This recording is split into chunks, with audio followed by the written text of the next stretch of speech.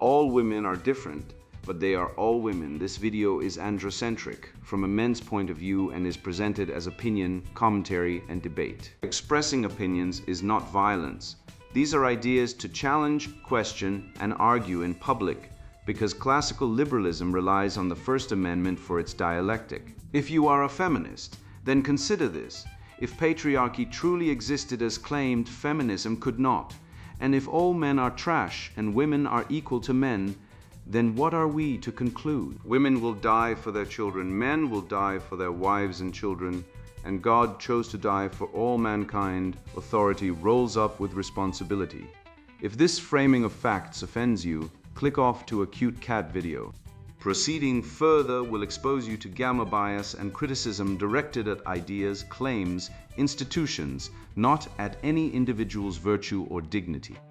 Our method follows the 7 liberal arts: the trivium, grammar, logic, rhetoric, and the quadrivium, arithmetic, geometry, music, and astronomy, and the transcendentals, the good, true, and beautiful. If this framework is not for you, feel free to exit now. It's no disgrace. Women are wonderful. God bless America. Men are great. Feminismus delendus 8. Marriage Minefield: How Modern Relationships Trap Men, written by Conrad Riker. Available now, links in description. Men's Rights in Relationships: The Hidden Logic Behind the Public Ritual. I sat in a climate-controlled seminar room at a university whose endowment could purchase a Central American country, watching a woman with 3 degrees, 2 from Ivy League institutions, explain to a room of half-starving graduate students that competence itself is a tool of oppression. She said it the way someone says water is wet. She had a slide. The slide had a pie chart. The pie chart proved, apparently, that knowing things and being good at things was how patriarchy maintained its death grip on the marginalized. I looked around the room at the nodding heads, the dutiful scrawling notebooks, the young men who had folded themselves into chairs like broken pocket knives, and a single question rose in me with the force of revelation. A question so simple, so surgical, so devastating, that I knew instantly it would never be answered honestly by anyone in that room or any room like it, so long as the ideology held its grip. If competence is a weapon used to oppress, why is the institution that defines oppression so heavily staffed by the most competent elites? This is the question that pops the entire balloon, and I want you to feel the pop.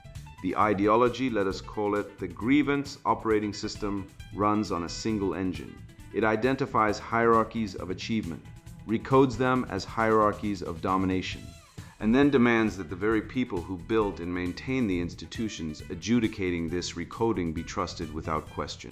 But the contradiction is not merely hypocrisy level 1, the kind you can wave away with, well, people are imperfect. No. This is hypocrisy level 10, the structural kind, the kind where the entire theory is non-functional without the very thing it condemns. The DEI director who tells you merit is a fiction got her job through a meritocratic gauntlet so brutal it would make a Jesuit blush. The professor who deconstructs expertise carries the word professor in her email signature and would melt into a puddle of incoherent rage if you questioned her credentials. The HR bureaucracy that instructs you that your competence makes you complicit is itself a precision-engineered machine staffed by people who outcompeted everyone else to get there. The ideology cannot survive 1 minute without the competence it tells you is poison. Now I can already hear the defense rising like steam from a broken pipe. Let me give it a voice. Let us call her Doctor. Winona, because every ideology deserves a patron saint, and she is everywhere. Dr. Winona will tell you, with the practiced patience of someone who has never been contradicted in her life, that the competent elites staffing the grievance institutions are using their competence to dismantle the system from within. They are leveraging their privilege. They are weaponizing their access. Weaponizing. There it is, the word that means everything and therefore nothing. So competence is oppression when you have it, but liberation when they have it. Hierarchy is violence when a man builds a company, but justice when a committee of credentialed ghouls builds a bureaucracy. Dr. Winona's defense is not a defense, it is a confession. It confesses that competence is inescapable, that hierarchy is permanent, and that the only question the ideology actually answers is who gets to sit at the top and call it fairness. What follows is a logic audit, forensic, surgical, relentless. We will define every term the grievance operating system has captured and hollowed out, test its claims against evidence and internal consistency, trace the incentive structures that make its priests wealthy and its congregants miserable, and apply the one standard the ideology cannot survive, the same standard. We will steelman every argument, concede every legitimate grievance, and then watch the ideology collapse under the weight of its own contradictions, because a system that calls competence oppression while hoarding it for itself is not a critique of power. It is the most ruthless power grab ever disguised as compassion. By the end, you will see the machinery naked, stripped of its vocabulary, trembling and exposed, and you will wonder how you ever believed a word of it. The question, if competence is a weapon used to oppress, why is the institution that defines oppression so heavily staffed by the most competent elites? Why it pops the ideology? The ideology demands that competence be judged by moral intent rather than functional outcome. Yet it relies on the very competence it distrusts in its own institutions, rhetoric, and enforcement mechanisms to maintain its power, creating a self-sealing loop where failure is proof of oppression and success is proof of hidden privilege. The child version: if being smart is bad, why are the smart people the ones in charge of telling us what is bad? Follow-up questions: does your suspicion of competence apply to your own judgment of competence? If you replace a competent man with an incompetent woman who pays for the failure, is your moral intuition infallible, or is it just another form of bias? Why is the competence of women celebrated as breaking barriers but the competence of men condemned as maintaining privilege? Who watches the watchers, and are they competent enough to do it? Axis Question Bank. The epistemic asymmetry of judgment. Best question: why is your judgment of my competence objective truth, but my judgment of your morality subjective bias? If all knowledge is power, is your power to judge me also biased? Grammar, logical basis. Equivocation, why it lands. It collapses the distinction between neutral fact and political narrative that the ideology relies on. Do you suspect competence in men because it is inherently oppressive, or because you lack the competence to understand it? Grammar, logical basis. Definition, why it lands. It reframes the suspicion from moral superiority to functional inferiority. The functional dependence on the disdained. Best question: who built the hospital you trust to save your life? The competent surgeon or the morally pure committee? If competence is a social construct, why do you trust the engineers who built the bridge you drive on? Grammar, logical basis, falsifiability, why it lands. It separates functional reality from ideological narrative in a visceral way.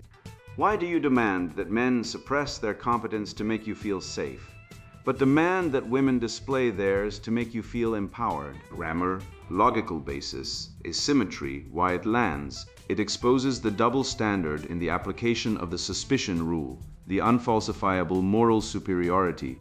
Best question: if your moral intuition is infallible, why does it change every time the political wind shifts? Can you prove that your lack of competence is not also a form of oppression against those who must do the work? Grammar, logical basis. Reciprocal standard, why it lands. It turns the victim status of the incompetent into a potential oppressor status. Is your suspicion of competence a universal law or a temporary mood? Grammar, logical basis. Circularity, why it lands. It highlights the lack of a stable epistemic foundation for the ideology. The incentive of incompetence. Best question: does the ideology reward competence or punish it? Why is the incompetence of the in-group called diversity, but the incompetence of the out-group called failure? Grammar, logical basis. Equivocation, why it lands. It exposes the linguistic capture used to shield the ideology from criticism. If you promote incompetence to prove fairness, are you rewarding fairness or punishing excellence? Grammar, logical basis. Definition, why it lands. It clarifies the true goal of the ideology, not merit but moral signaling. The definition of toxic competence. Best question: is competence toxic because it is inherently aggressive or because it challenges your authority? Why is the competence of women celebrated as breaking barriers, but the competence of men condemned as maintaining privilege? Grammar, logical basis, asymmetry, why it lands. It highlights the gender double standard in the application of the toxic label. If a man is competent and kind, is he still toxic? Grammar, logical basis, excluded middle, why it lands. It forces a binary choice that usually reveals the ideology as arbitrary standards, the reciprocity of oversight. Best question, who watches the watchers and are they competent enough to do it? Is your right to judge my competence based on your superior moral status or your superior functional status? Grammar, logical basis, definition, why it lands. It forces the ideology to choose between moral absolutism, which is unfalsifiable, and functional merit, which it distrusts. If oversight is necessary to prevent oppression, who is competent to oversee the overseers? Grammar, logical basis, infinite regress, why it lands. It exposes the logical impossibility of a system that distrusts all competence but relies on some. Dr. Winona attempts the defense. When Excellence Masks Exclusion, Toward an Ethics of Competence, by Dr. Winona, feminist Marxist, PhD, professor of gender studies. I want to be clear about something from the outset. Because clarity, true clarity, requires moral seriousness, not merely the ability to assemble a syllogism. The modern obsession with competence is not what it appears to be. It is not neutral. It has never been neutral. And those who defend it most loudly are almost without exception those whom it has historically served. Consider how competence gets defined in our culture. Through standardized metrics, through credentialing systems, through institutional gatekeeping, all of which were designed by and for historically dominant groups, principally men, principally white, principally those already insulated from the structural barriers that make those very metrics unattainable for the rest of us.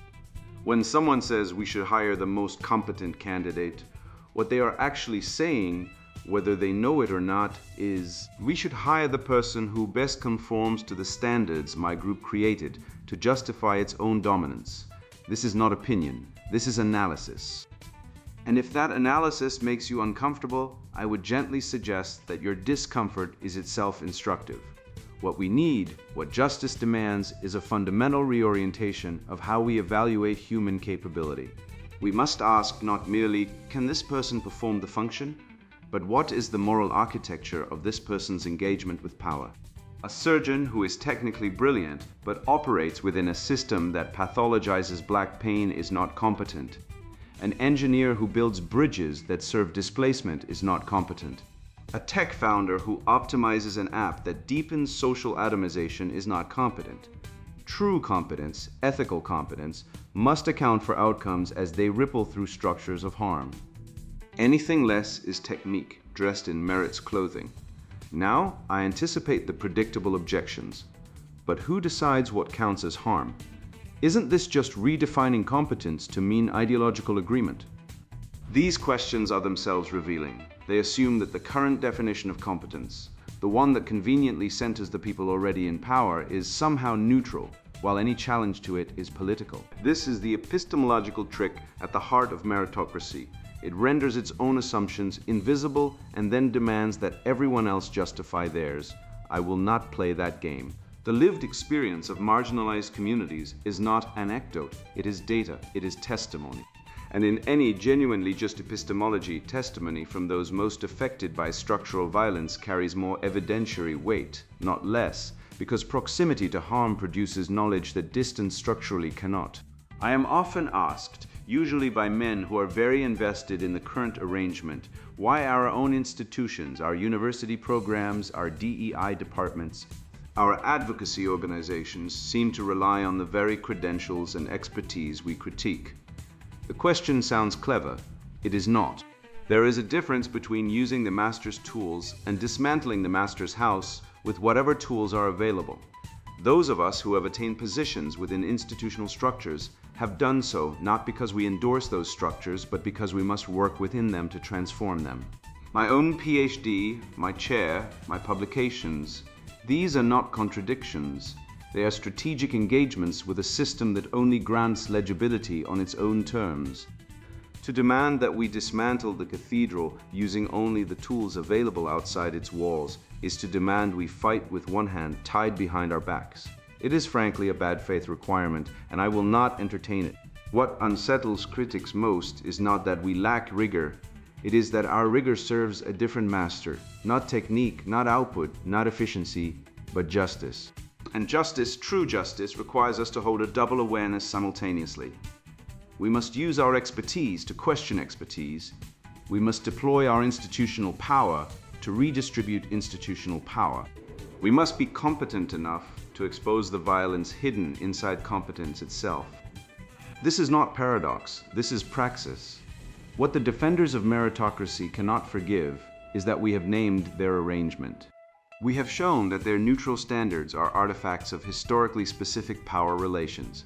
And so they ask with theatrical innocence, but who is competent enough to decide?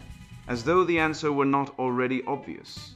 Those who have studied power, who have theorized its mechanisms, who have devoted their lives to understanding how oppression reproduces itself through the very language of fairness, that is us. Not because we are morally superior, though I will not pretend the lived experience of marginalization does not produce a form of knowledge that privilege structurally occludes, but because we have done the work. The right work, the work that matters. The old competence gave you bridges that held weight while the people beneath them drowned. The new competence, our competence, asks who needed the bridge, who built it, who was displaced to make way for it, and whether a bridge was ever the answer at all. If that question frightens you, sit with the fear. It is the beginning of wisdom, and wisdom, unlike mere competence, cannot be measured by the people who built the ruler. Theory critique, the cathedral of incompetence, a forensic autopsy of the ideology that eats excellence. The question, I want you to hold one question in your mind like a blade. Do not let it go. Do not let it be buried under the avalanche of jargon, therapy speak, and grievance vocabulary that the ideology deploys to smother dissent. Here it is. If competence is a weapon used to oppress, why is the institution that defines oppression so heavily staffed by the most competent elites? Read it twice, sit with it the way Dr. Winona tells you to sit with your fear. Except this time, the discomfort you feel is not the beginning of wisdom, it is the beginning of detoxification. The ideology, and I will define my terms with the precision of a surgeon, because that is what this moment demands, maintains that competence, as measured by credentialing systems, standardized metrics, and institutional gatekeeping is not neutral. It is, in the ideology's own words, an artifact of historically specific power relations. The people who built those metrics did so to justify their own dominance. Therefore, to hire the most competent candidate is to reproduce oppression. So far, so familiar. But here is the wound. The ideology cannot close. The very people telling you this, the tenured professors, the DEI directors, the NGO executives, the gender studies PhDs, the HR consultants pulling six figures are themselves drawn from the most credentialed, institutionally credentialed, competitively selected elite in human history. They hold doctorates from Ivy League institutions. They occupy chairs in universities that admit fewer than 5% of applicants. They publish through academic presses that reject 90% of manuscripts. They sit on editorial boards, grant committees, accreditation panels, and policy task forces. They are, by every metric, the ideology claims to distrust the most competent people in the room. And they are the ones telling you competence is oppression. This is not a paradox. A paradox contains mystery. This contains contradiction, the kind that collapses under formal logical analysis, the way a bridge built by moral purity rather than engineering collapses under the first truck that crosses it. Why the ideology cannot answer it? Consider the formal structure. Premise A, asserted by the ideology, competence, as measured by institutional credentials and meritocratic selection, is a tool of oppression that reproduces dominant group power. Premise B, observable fact. The institutions that define, detect, and prosecute oppression, universities, DEI departments, advocacy NGOs, gender studies programs, select their own staff through exactly those mechanisms: competitive credentialing, peer-reviewed publication, institutional gatekeeping, elite accreditation. Conclusion: either A, these institutions are themselves oppressive and must be dismantled by their own logic, or B, competence is not always oppressive, in which case the ideology's central claim is false. There is no door 3, there is no escape hatch. The ideology must either eat itself or confess. Now watch what happens when you press the question. The ideologue, and I am speaking here of the argument system, not any particular human person, because ideas have consequences and arguments have structures independent of the people who utter them, will attempt one of several evasion maneuvers. I have catalogued them, and I will now dissect each one with the grammarian's scalpel and the logician's forceps. Evasion 1. We are using the master's tools to dismantle the master's house. This is Audre Lorde's line, repurposed as a universal escape clause. It sounds poetic. It is, in fact, a category error wrapped in a metaphor. A tool is an instrument that functions identically regardless of who wields it. A hammer drives nails whether a carpenter or a philosopher swings it. But competence, as the ideology defines it, is not a neutral tool. The ideology explicitly claims it is constitutive of oppression, that the very act of measuring competence reproduces power. If that is true, then the ideologue who accumulates credentials is not borrowing a hammer. She is wielding a weapon she herself has named as violent. You do not dismantle the master's house by building a more elaborate house with the same weapons and then living in it with tenure and dental benefits. The metaphor fails because it equates functional instruments, tools, with ideological constructs, the ideology's own definition of competence, as oppression. That is equivocation. The word tools shifts meaning between the metaphor and the argument. In the metaphor, tools are neutral. In the argument, competence is never neutral. You cannot have it both ways. Define your term. Hold it steady, then watch the argument die. Evasion 2. Our competence serves a different master, justice. This is the move Dr. Winona makes explicitly. What unsettles critics most is not that we lack rigor. It is that our rigor serves a different master, not technique, not output, not efficiency, but justice. This sounds noble. It is formally a piece of special pleading, the fallacy of applying a standard to one party while exempting another party from the same standard without justification. If competence as such is suspect because it was developed within power structures, then all competence is suspect, including the ideologues. To say our competence is different because our intentions are pure is to replace functional criteria with moral criteria, and then to claim that your moral criteria are self-certifying. That is not an argument. That is a decree. Here is the formal problem. The ideology says competence cannot be evaluated apart from the power structures it serves. But then it says our competence serves justice, therefore it is legitimate. The hidden premise, never stated, never defended, never open to cross-examination is, we are the ones who define what counts as justice. Pull that premise out, and the entire apparatus collapses into self-service. The ideology becomes a machine that A defines competence as oppression, B defines itself as exempt because it serves justice, and C defines justice as whatever it says it is. That is not rigor. That is a closed circle. A equals A because A says so. Evasion 3. Lived experience is data. This is the epistemological nuclear option. The claim is that testimony from marginalized people carries more evidentiary weight than statistical analysis, base rate data, or controlled study. Because proximity to harm produces knowledge that distance structurally cannot. Let us test this. The claim is unfalsifiable. There is no possible observation that could disprove it, because any counter-evidence, any data showing that lived experience is unreliable, biased, or simply mistaken would itself be dismissed as originating from distance and therefore structurally incapable of valid critique. The theory eats its own falsifiability. It becomes a sealed system in which every failure of prediction is proof of oppression and every success of the theory is proof of its truth. Karl Popper would have a field day. More fundamentally, if lived experience is the supreme epistemological authority, then every lived experience must count equally. including the lived experience of the competent man who built the bridge, performed the surgery, wrote the algorithm, defended the nation. The ideology does not grant this. It grants epistemic authority only to approved categories of lived experience. That is not epistemology.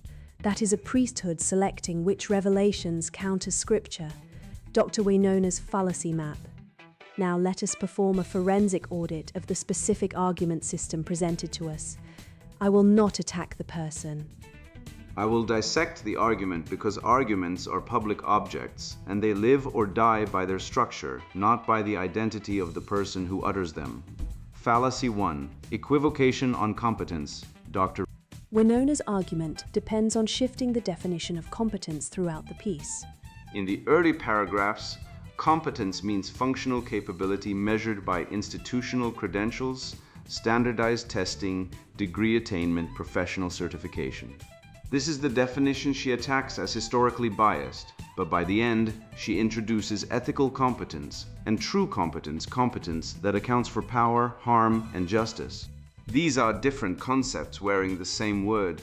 This is equivocation, using a single term with multiple meanings in a way that makes the argument appear valid when it is not. The syllogism only works if competence means the same thing in every premise. It does not. The argument is a shell game. Fallacy 2. Motte and Bailey on merit. The Bailey, the expansive, controversial claim, is that merit and competence are oppressive constructs that must be replaced by ideological litmus tests. The moat, the defensible retreat, is that we should consider structural barriers when evaluating candidates. No reasonable person disagrees with the moat. But the ideology uses the moat to defend the Bailey, then accuses anyone who challenges the Bailey of attacking the moat. Watch. When you say competence should matter more than moral purity, the ideologue retreats to "so you don't believe structural barriers exist." That is the moat and Bailey in real time. The response is, "I never said structural barriers don't exist. I said your definition of competence is self-serving, and your institutional power is self-contradictory." Address that. Fallacy 3. Circular reasoning on justice. The argument structure is, competence serves power. Power produces injustice. Justice requires dismantling competence-based systems. We define what justice is. Therefore, our competence is legitimate because it serves justice. We know it serves justice because we define it that way. This is circular. The conclusion, our competence is legitimate, depends on a premise we define justice that is never independently established. It is assumed. The circle is, we are legitimate because we serve justice, and justice is what we serve. Break the circle at any point and the argument has no foundation. Fallacy 4. The Kafka trap on discomfort. Dr. Wainona writes, "If that analysis makes you uncomfortable, I would gently suggest that your discomfort is itself instructive. This is a Kafka trap. The act of disagreeing is reinterpreted as evidence confirming the theory." If you are comfortable, you agree. If you are uncomfortable, your discomfort proves you are complicit in oppression. There is no position from which you can dissent. Your innocence is unfalsifiable in reverse, not because guilt cannot be proven, but because no state of mind exempts you from the verdict. This is not argumentation. It is interrogation logic, the logic of the confession booth and the struggle session, where the accused can only prove innocence by confessing guilt. Fallacy 5. Loaded language and category errors.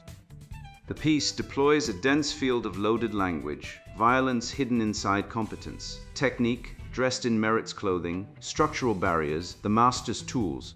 Each phrase is engineered to bypass reasoning and activate moral reflexes. Violence applied to a credentialing system is a category error. Violence requires a perpetrator, an act, and a victim. A standardized test is not violence. It may produce disparate outcomes. Those outcomes may reflect injustice. But calling them violence is a rhetorical escalation designed to make disagreement feel like tolerating assault. Define your terms. Hold the definitions. Watch the rhetoric collapse. Fallacy 6. Self-referential inconsistency. The ideology claims that all knowledge is situated, that is, shaped by the knower's position within power structures. This is Foucault's insight borrowed and weaponized. But if all knowledge is situated, then the ideologue's own knowledge is situated, including her knowledge that all knowledge is situated. The theory cannot exempt itself from its own critique without committing the very error it attributes to its opponents, claiming epistemic privilege. Dr. Winona attempts this exemption. Those who have studied power Have done the work, the right work, but this is self-certification. The ideologue claims the authority to judge all knowledge claims because she has studied power, but her study of power is itself a knowledge claim that must, by the ideology's own logic, be situated and therefore suspect. The infinite regress is fatal. Who studies the people who studied the people who watch the watchers? The axis by axis Socratic cross-examination. Now I will take you through each axis of contradiction, using the questions that expose the ideology's structural failure. For each, I will explain why the question works grammatically, what term is being pinned, or what category is being tested. Logically, what contradiction, circularity, or fallacy is being exposed. and rhetorically, what persuasion tactic the question neutralizes. Then I will show how Dr. Winona's argument attempts and fails to evade. Axis 1. The epistemic asymmetry of judgment. Best question. Why is your judgment of my competence objective truth, but my judgment of your morality subjective bias? Why it works grammatically. The question pins the word judgment and demands a single, consistent definition. Either judgment is a cognitive act subject to bias and limitation, in which case all judgments are situated, including the ideologues, or judgment can achieve objectivity, in which case functional competence can also be objective, and the ideology's central claim collapses. Why it works logically. This is an application of the reciprocal standard principle. If the ideologue claims epistemic authority to judge the moral architecture of competence, she must grant the same authority to others judging her. If she refuses, she is committing special pleading. My judgments are valid, yours are biased. The burden is on her to explain why her cognitive apparatus is exempt from the distortions she attributes to everyone else's. How Dr. Winona evades and fails. She claims that proximity to harm produces knowledge that distance structurally cannot. But this is circular. She defines proximity to harm using her own ideological categories, then grants epistemic privilege to those she has already classified as proximate. The homeless veteran, the male suicide statistic, the father stripped of his children by a family court operating on believe women logic, these are all proximate to harm. Does the ideology grant them epistemic authority? It does not. It grants epistemic authority only to approved categories of suffering. That is not epistemology, it is patronage. The Steelman and its collapse, the strongest version of the ideologue's claim is that historical perspective matters, that people who have experienced systematic exclusion may notice patterns invisible to those who have not. Fair enough, but noticing patterns is not the same as possessing infallible interpretive authority. Lived experience generates hypotheses, not verdicts. Hypotheses must be tested against data, including data that might disconfirm them. The ideology refuses disconfirmation. Therefore, it is not knowledge. It is faith. Axis 2, the functional dependence on the disdained. Best question. Who built the hospital you trust to save your life? The competent surgeon or the morally pure committee? Why it works grammatically, the question forces a category distinction between functional output, does the bridge hold weight, and moral intent, does the builder have the right politics? The ideology constantly conflates these categories, treating functional criteria as if they were moral claims and moral claims as if they were functional criteria. The question surgically separates them. Why it works logically? This is a falsifiability test. The ideology claims that ethical competence that accounts for power and harm is superior to mere technical competence. But ethical competence cannot build a bridge, perform a coronary bypass, or land a passenger jet. These tasks require functional capability measurable by objective outcomes. The question exposes the gap between the ideology's moral vocabulary and the physical world's relentless indifference to moral vocabulary. How Dr. Winona evades and fails. She writes, The old competence gave you bridges that held weight while the people beneath them drowned. This is a powerful image. It is also a false dichotomy. The bridge's functional success and the social policy surrounding its construction are separate questions. A bridge that collapses kills everyone, privileged and marginalized alike. The ideologue is conflating engineering with urban planning, then condemning engineering for the failures of urban planning. That is a category error. Moreover, the question cuts deeper. When Dr. Winona needs surgery. She does not ask the surgeon for her DEI certification. She asks for her board certification, her complication rate, her years of experience. In the moment of actual need, the ideology evaporates and functional competence returns, because reality does not negotiate with moral theory. Gravity does not care about your praxis. Sepsis does not respect your standpoint epistemology. The tumor is not impressed by your publications on structural violence. The test that seals it, the sex swap test. If a male professor argued that female competence was structurally suspect because women historically built systems to serve women, and that his different competence, rooted in male lived experience, should replace female standards, he would be correctly identified as a patriarchal supremacist. The ideology cannot survive its own test applied reciprocally. Same act, same standard. If it fails the sex swap, it fails justice. Axis 3, the unfalsifiable moral superiority. Best question. If your moral intuition is infallible, why does it change every time the political wind shifts? Why it works grammatically. The question pins the word moral and demands to know whether it refers to a stable principle or a tactical position. If moral claims are stable, they should not shift with political fashion. If they shift, they are not moral claims, they are power strategies dressed in moral language. Why it works logically. This exposes the unfalsifiability problem. The ideology's moral claims are self-sealing. Every failure is proof of oppression. Every success is proof of the theory's truth, and every shift in moral consensus is reframed as evolution rather than contradiction. But a theory that cannot be wrong has no content. It explains everything and therefore predicts nothing. It is not a theory, it is a theodicy. How Dr. Winona evades and fails. She deflects. The lived experience of marginalized communities is not anecdote, it is data. But she never defines what would disconfirm the data. If a marginalized person reports an experience that contradicts the ideology, and many do loudly and repeatedly, they are reclassified as suffering from false consciousness or internalized oppression. The theory eats its own subjects. It claims to speak for the marginalized while silencing any marginalized voice that dissents. That is not solidarity, it is ventriloquism. The historical test, 10 years ago, the ideology insisted that gender was a social construct with no biological basis. Today, the same ideology insists that gender identity is innate and immutable. These claims are logically incompatible. If the ideology's moral intuition were infallible, it could not reverse itself on a foundational axiom within a single decade. Yet it did without acknowledging the reversal, without explaining the contradiction, and without granting that its previous certainty was mistaken. An epistemology that cannot admit error cannot claim authority. Axis 4, the incentive of incompetence.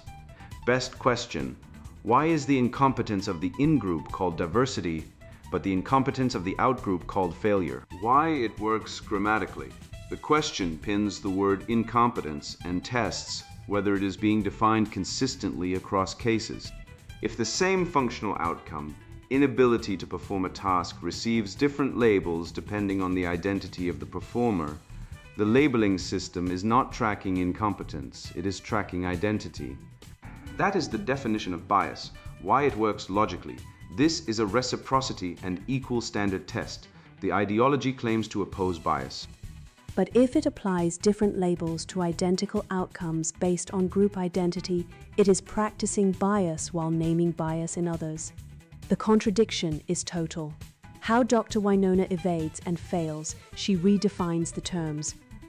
Incompetence within the in-group becomes a different way of knowing or epistemic diversity.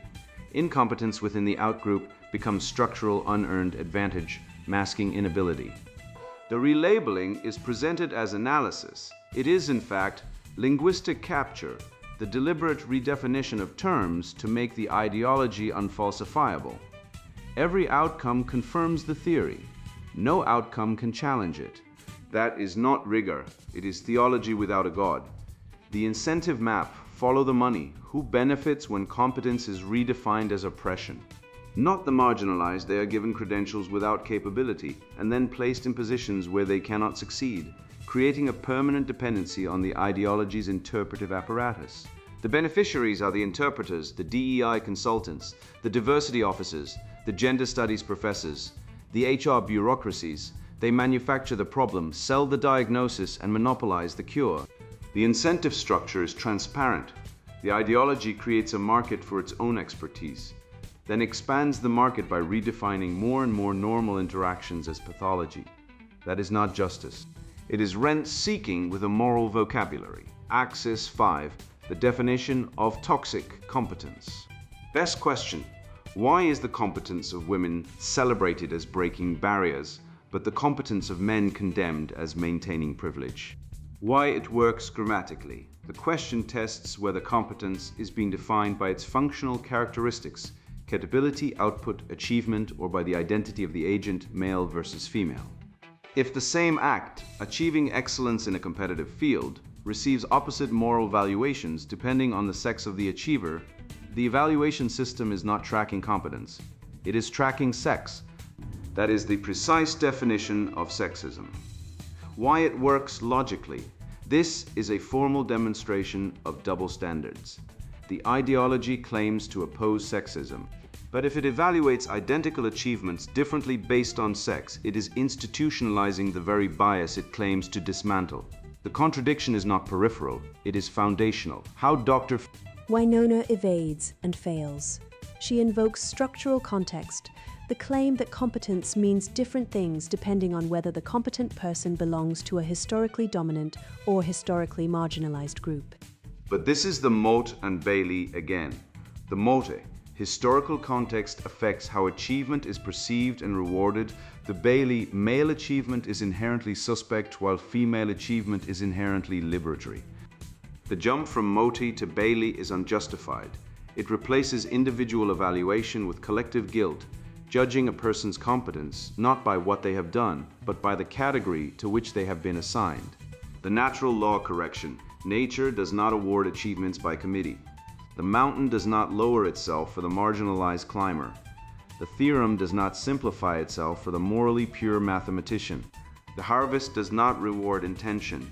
It rewards plowing, planting, and pruning.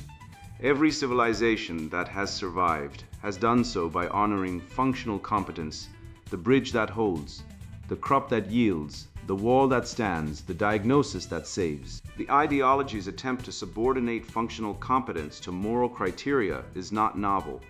It is the old recurrent heresy of preferring the beautiful lie to the ugly truth. Every civilization that has indulged, it has been replaced by one that did not. Axis 6, the reciprocity of oversight. Best question: who watches the watchers, and are they competent enough to do it? Why it works grammatically. The question pins the word oversight and demands to know its foundation. Oversight requires a standard. The standard must be either functional, the watcher can do the job better than the watched, or moral, the watcher is more virtuous than the watched. The ideology rejects functional standards as oppressive. So it must claim moral authority, but moral authority without accountability is tyranny. Why it works logically. This is an infinite regress. If oversight requires competence, and competence is oppressive, then oversight is oppressive. If oversight does not require competence, then anyone can oversee anyone, including the competent. The ideology cannot resolve this without special pleading. Our oversight is legitimate because we are morally certified. But who certifies the certifiers? The answer always is, they certify themselves. How Dr. Winona evades and fails. She writes, those who have studied power, who have theorized its mechanisms, who have devoted their lives to understanding how oppression reproduces itself through the very language of fairness. That is us. This is breathtaking in its transparency. She is claiming without irony that the people who study oppression are the legitimate authorities on oppression, and that this authority is self-validating because they have done the work. But the work is defined by them, evaluated by them, and rewarded by them. It is a closed system, a priesthood, a guild, and like all guilds, its primary function is not to serve the public, but to protect its own monopoly. The due process correction, in every legal tradition descended from the Western canon, Magna Carta, common law, constitutional republicanism, the principle is identical. No one may be judged in their own cause. The ideology violates this principle absolutely. It defines the crime, identifies the criminal, prosecutes the case, and renders the verdict, all within its own institutional apparatus, using its own definitions, answerable to no external standard. That is not justice. It is a court of the Inquisition, updated with better typography, the child test. Now I want you to imagine explaining all of this to a 10-year-old boy, not because children are stupid, they are not.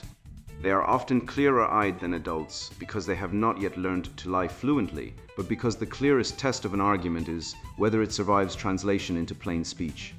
The child's version of the winning question. If being smart is bad, why are the smart people the ones in charge of telling us what is bad? Watch the child's face. Watch the gears turn. Watch the slow, devastating recognition that the emperor has no clothes. The child sees it instantly because the child has not yet been trained to confuse complexity with truth. The child knows, as every sane human being knows, that if you tell me competence is oppression while hoarding credentials, accumulating titles, and monopolizing institutional power, you're not dismantling anything. You are building a throne for yourself and calling it justice. The child's version of Axis 1 is your rule fair if you made it. The child's version of Axis 2. Do you trust the bridge because it is pretty or because it holds weight? The child's version of Axis 4. Why is your mistake okay but mine is bad? The child's version of Axis 5. Why is her smartness good and his smartness bad? Every one of these questions, translated into the language of a child, exposes the ideology for what it is, a system of special rules for special people, dressed in the vocabulary of universal liberation. The child smells the unfairness because fairness is the first moral instinct human beings develop. The ideology requires you to unlearn that instinct. It requires you to look at a double standard and call it equity. It requires you to look at a closed circle and call it openness. It requires you to look at a priesthood and call it democracy. The child will have none of it. The child is wiser than the professor. And that gentleman is where hope lives. Not in the labyrinth of academic citations, not in the struggle sessions and the DEI workshops, not in the tenure committees and the peer-reviewed journals that function as epistemic gated communities. Hope lives in the stubborn, incorruptible human instinct that says, the same rule should apply to everyone. Or it is not a rule, it is a weapon. The ideology cannot survive this test. It cannot survive the child's question. It cannot survive the application of its own standards to itself. It cannot survive the moment when a competent man stands up, looks the tribunal in the eye and says, by your own logic you are oppressors. By my logic you are simply wrong. Either way your authority is finished. Maxim, a theory that cannot survive its own application is not a theory, it is a throne, and thrones built on contradictions fall. Duty, speak the question, demand the answer, accept no evasion, the same standard or no standard. That is not extremism. That is the minimum requirement of civilization. You have now seen what they must never let you see. The ruling class that lectures you about competence as oppression is itself the most ruthlessly competent apparatus for acquiring power, status, and immunity ever assembled in human history. Harvard graduates with 6-figure vocabulary and 7-figure salaries sit in climate-controlled offices, sipping ethically sourced coffee, drafting policies that explain why your skill at building, fixing, earning, and providing is a form of violence. They are not mistaken. They are not confused. They are running a protection racket, and the product they are selling is your guilt. The university, the HR department, the DEI consultancy, the family court evaluator, the foundation program officer, these are not institutions run by the oppressed. They are fortresses manned by the elite, funded by your labor, weaponized against your dignity, and justified by a theory so logically defective, it would earn a failing grade in a freshman logic course if freshman logic still existed. The spell breaks the moment you notice that the people most obsessed with dismantling hierarchy are its most pampered beneficiaries. Here is your weapon, and it is beautiful in its simplicity. The next time some bureaucratic priestess or her male assistant tells you that your competence is complicity, that your standards are gatekeeping, that your calm reasoning is fragility, that your demand for evidence is harm, pause. Look her directly in the eye. Ask with genuine, unhurried curiosity, if competence is a weapon of oppression, why is your institution staffed entirely by the most credentialed, articulate, well-connected elites money can produce? Shouldn't the revolution be led by someone who is not on a foundation payroll? Then watch the face tighten, watch the rhetorical scrambling, watch the sudden pivot from lived experience to institutional authority and back again. The Moat and Bailey gymnastics, the stammering, the appeal to credentials that, by her own theory, are the very machinery of oppression she claims to dismantle. She cannot answer without refuting herself. That is the miracle of a properly formed question. It turns the adversary's entire apparatus into a self-destruct mechanism. You do not need to shout, you do not need to insult. You need only ask the question they cannot answer and then enjoy the silence that follows, the silence of a lie encountering its first real audit. I want you to understand something, because it matters more than any single argument. The fact that you can see this contradiction means you are already free of it. They spent decades building a vocabulary designed to make dissent impossible, a dictionary where every word you might use to defend yourself has been pre-redefined as evidence of your guilt. And in one clean question you walk through it. That is what Logos does. That is what truth does when a man has the nerve to speak it without apology. The entire architecture of feminist critical postmodern grievance depends on you never noticing that its loudest critics of power are its most enthusiastic wielders. Now you have noticed. Now you have the question. Now go ask it in the meeting, in the classroom, in the comment section, in the courtroom of public discourse, calmly, precisely, and without flinching. Every time you do, another man watching sees the emperor naked for the first time, and that man tells another man, and the dictionary loses another hostage. That is how civilizations are reclaimed, one irrefutable question at a time, spoken by men who have decided they will not be conscripted into a lie they can see through. You are no longer spellbound, you are no longer alone. Ask the Question sponsored book, Marriage Minefield, How Modern Relationships Trap Men. Men, listen up, this book isn't for everyone. If you're the kind of guy who nods along to feminist talking points, thinks toxic masculinity is a real problem, or believes men and women are exactly the same, put this down now. Go read something else. This book is for men who have had enough, men who've been lied to, exploited, and betrayed by a system that's rigged against them. It's for the guy who's tired of being told to man up while his rights are stripped away. It's for the father who's been denied access to his kids because the courts favor mothers.